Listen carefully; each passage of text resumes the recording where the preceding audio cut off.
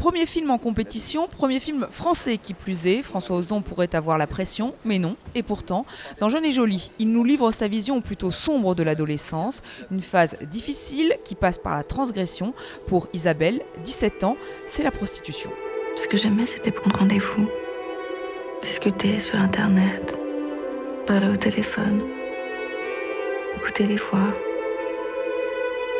imaginer des choses.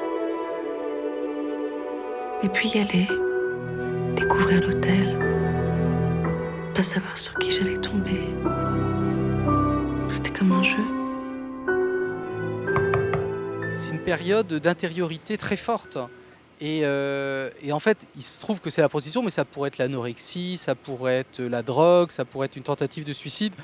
C'est ces états un peu violents que les adolescents ont besoin de traverser pour se découvrir, trouver leur propre identité.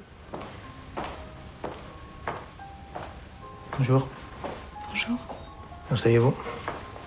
Mais pourquoi? La question reste sans réponse. Isabelle est insaisissable. Elle échappe à ses parents, aux spectateurs. Pour son premier grand rôle, le mannequin Marine Vact s'est laissé guider par François Ozon. Elle se tait beaucoup aussi, elle est très silencieuse, donc il y a peut-être beaucoup de choses aussi dans le regard, qui m'échappent aussi. Moi, on accepte aussi ça, qu'on nous vole des choses, je pense. Qu'est-ce que tu regardes? Rien de particulier, les conneries. Tu m'attendais? Non?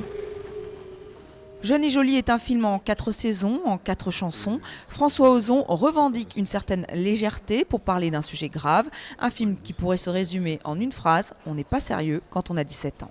Qu'est-ce que t'as? Rien, tu me fais rire. Ah oui, je te fais rire?